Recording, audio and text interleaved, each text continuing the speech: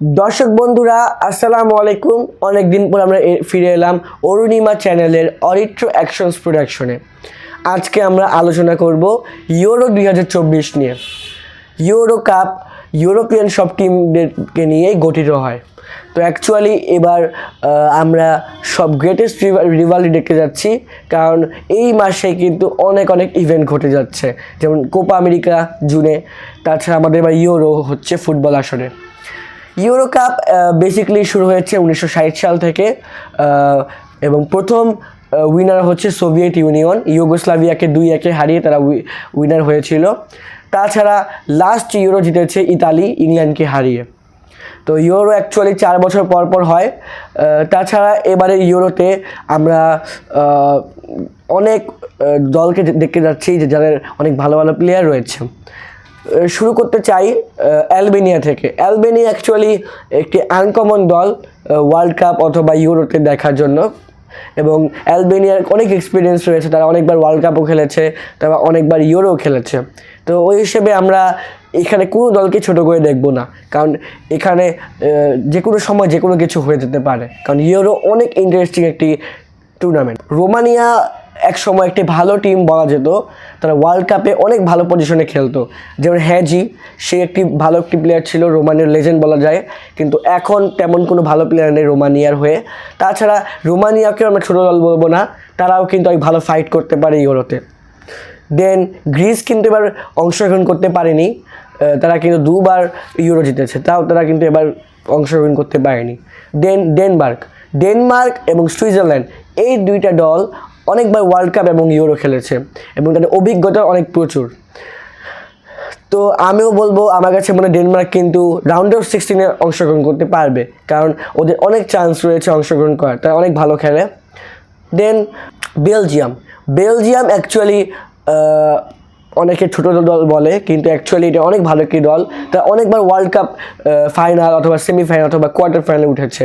তাছাড়া ইউরো কাপেও কিন্তু তাদের অনেক ভালো পজিশন রয়েছে, তারা কিন্তু অনেকবার ফাইনালে উঠেছে।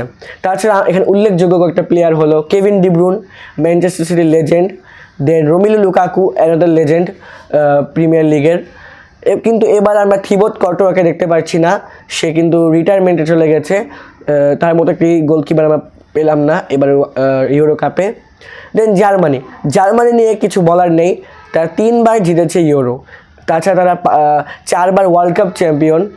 কিন্তু এবার আমরা দেখব ম্যানুয়েল নিউয়ারের লাস্ট ইয়ার। দেন অনেক নিউ প্লেয়ার রয়েছে, যেমন Jamal Musiala, wits, Havertz, Kimmich. তো ওদেরকে নিয়েই আমার কাছে মনে হয় জার্মানি একটি স্ট্রং টিম। দেন ফ্রান্স কিন্তু 2বার ওয়ার্ল্ড কাপ চ্যাম্পিয়ন, তাছাড়া তারা 3বার ইউরো কাপ চ্যাম্পিয়ন, এবং আমাদের সবচেয়ে ভালো একটি ইয়ংস্টার কিলিয়ান এমবাপ্পে রয়েছে। দেন উসমানি ডেম্বেলে আছে, গ্রিজম্যান আছে, জিরুড আছে। তো ওদেরকেও কিন্তু ওদের সাথে কিন্তু ফাইট করা ডিফিকাল্ট। দেন নেদারল্যান্ডস কিন্তু ওরাও 2বার ওয়ার্ল্ড কাপ চ্যাম্পিয়ন, তাছাড়া তারা 1বার ইউরো কাপ জিতেছে। তারা কিন্তু অনেক ভালো ফাইট করতে পারে সব টিমের সাথেই। তারা আনপ্রেডিক্টেবল, কোন সময় ভালো খেলে তারা এটাও নিজেরাও জানে না। কিন্তু ওদের কোনো উল্লেখযোগ্য প্লেয়ার নেই ভার্জিল ভ্যান ডিক ছাড়া, বাকি সবাই ভালোই খেলে। দেন ইংল্যান্ডকে এবার কিন্তু সবচেয়ে ভালো পরাশক্তি বলা যাচ্ছে, কারণ ইংল্যান্ড কিন্তু অনেক ভালো একটি টিম বলা যাচ্ছে।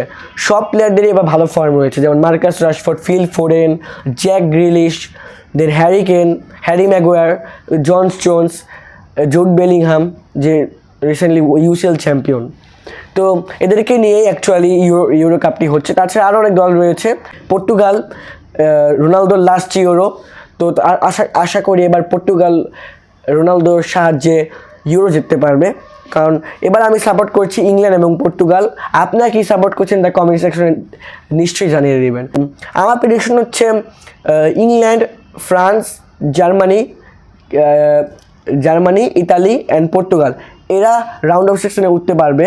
তাছাড়া সুইজারল্যান্ড, ডেনমার্ক অ্যান্ড হাঙ্গেরি, এই 3টা আন্ডাররেটেড টিম উঠতে পারবে, বাকি সবাই কিন্তু বাদ পড়ে যেতে পারে।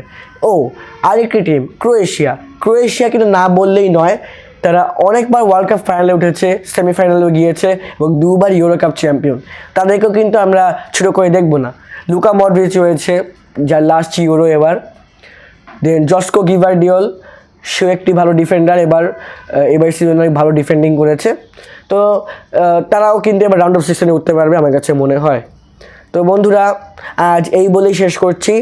দেখা হবে অন্য কোনো ভিডিওতে। ততক্ষণের জন্য বাই বাই, এবং আমাদের চ্যানেলে সবসময় থাকবেন।